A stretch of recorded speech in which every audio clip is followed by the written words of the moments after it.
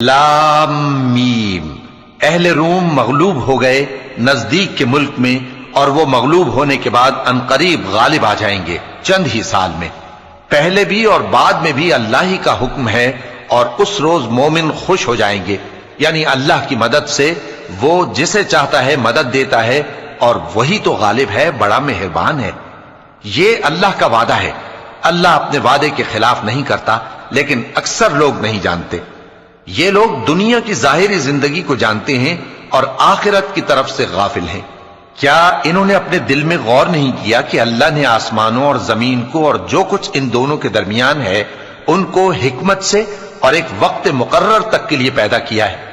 اور بہت سے لوگ اپنے پروردگار سے ملنے کے منکر ہیں۔ کیا ان لوگوں نے ملک میں سیر نہیں کی؟ سیر کرتے تو دیکھ لیتے کہ جو لوگ ان سے پہلے تھے ان کا انجام کیسا ہوا۔ وہ ان سے زور و قوت میں کہیں زیادہ تھے، اور انہوں نے زمین کو جوتا اور اس کو اس سے زیادہ آباد کیا تھا جو انہوں نے آباد کیا، اور ان کے پاس ان کے پیغمبر نشانیاں لے کر آتے رہے۔ تو اللہ ایسا نہ تھا کہ ان پر ظلم کرتا، بلکہ وہی اپنے آپ پر ظلم کرتے تھے۔ پھر جن لوگوں نے برائی کی ان کا انجام بھی برا ہوا، اس لیے کہ وہ اللہ کی آیتوں کو جھٹلاتے اور ان کی ہنسی اڑاتے رہے تھے۔ اللہ ہی خلقت کو پہلی بار پیدا کرتا ہے، پھر وہی اس کو دوبارہ پیدا کرے گا، پھر تم اسی کی طرف لوٹ کر جاؤ گے۔ اور جس دن قیامت برپا ہوگی گناہگار نا امید ہو جائیں گے، اور ان کے بنائے ہوئے شریکوں میں سے کوئی ان کا سفارشی نہ ہوگا، اور وہ اپنے شریکوں سے منکر ہو جائیں گے۔ اور جس دن قیامت برپا ہوگی اس روز وہ الگ الگ فرقے ہو جائیں گے۔ تو جو لوگ ایمان لائے اور عمل نیک کرتے رہے وہ بہشت کے باغ میں خوشحال ہوں گے، اور جنہوں نے کفر کیا اور ہماری آیتوں اور آخرت کی پیشی کو جھٹلایا وہ عذاب میں گرفتار کر کے لائے جائیں گے۔ تو جس وقت شام ہو اور جس وقت صبح ہو اللہ کی تسبیح کرو، یعنی نماز پڑھو، اور آسمانوں اور زمین میں اسی کی تعریف ہے، اور تیسرے پہر بھی اور جب دوپہر ہو اس وقت بھی نماز پڑھا کرو۔ وہی زندہ کو مردے سے نکالتا ہے اور وہی مردے کو زندہ سے نکالتا ہے، اور وہی زمین کو اس کے مرنے کے بعد زندہ کرتا ہے، اور اسی طرح تم دوبارہ زمین میں سے نکالے جاؤ گے۔ اور اسی کی نشانیوں میں سے ہے کہ اس نے تمہیں مٹی سے پیدا کیا، پھر اب تم انسان ہو کر جا بجا پھیل رہے ہو، اور اسی کی نشانیوں میں سے ہے کہ اس نے تمہارے لیے تمہاری ہی جنس کی عورتیں پیدا کی تاکہ ان کی طرف مائل ہو کر آرام حاصل کرو، اور تم میں محبت اور مہربانی پیدا کر دی۔ جو لوگ غور کرتے ہیں ان کے لیے ان باتوں میں بہت سی نشانیاں ہیں۔ اور اسی کی نشانیوں میں سے ہے آسمانوں اور زمین کا پیدا کرنا، اور تمہاری زبانوں اور رنگوں کا جدا جدا ہونا۔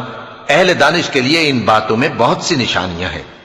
اور اسی کی نشانیوں میں سے ہے تمہارا رات اور دن میں سونا اور اس کے فضل کا تلاش کرنا۔ جو لوگ سنتے ہیں ان کے لیے ان باتوں میں بہت سی نشانیاں ہیں۔ اور اسی کی نشانیوں میں سے ہے کہ وہ تم کو خوف اور امید دلانے کے لیے بجلی دکھاتا ہے، اور آسمان سے بارش برساتا ہے، پھر زمین کو اس کے مر جانے کے بعد زندہ و شاداب کر دیتا ہے۔ عقل والوں کے لیے ان باتوں میں بہت سی نشانیاں ہیں۔ اور اسی کی نشانیوں میں سے ہے کہ آسمان اور زمین اس کے حکم سے قائم ہیں، پھر جب وہ تم کو زمین میں سے نکلنے کے لیے آواز دے گا تو تم جھٹ نکل پڑو گے۔ اور آسمانوں اور زمین میں جتنے فرشتے اور انسان وغیرہ ہیں اسی کے مملوک ہیں، اور تمام اس کے فرما بردار ہیں۔ اور وہی تو ہے جو خلقت کو پہلی دفعہ پیدا کرتا ہے، پھر اسے دوبارہ پیدا کرے گا، اور یہ اس کو بہت آسان ہے۔ اور آسمانوں اور زمین میں اس کی شان نہایت بلند ہے، اور وہ غالب ہے، حکمت والا ہے۔ وہ تمہارے لیے تمہارے ہی حال کی ایک مثال بیان فرماتا ہے کہ بھلا جن غلاموں کے تم مالک ہو وہ اس مال میں جو ہم نے تم کو عطا فرمایا ہے تمہارے شریک ہیں، اور کیا تم اس میں ان کو اپنے برابر مالک سمجھتے ہو؟ اور کیا تم ان سے اس طرح ڈرتے ہو جس طرح اپنوں سے ڈرتے ہو؟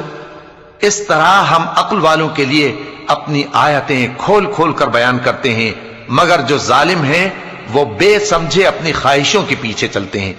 تو جس کو اللہ گمراہ رہنے دے اسے کون ہدایت دے سکتا ہے؟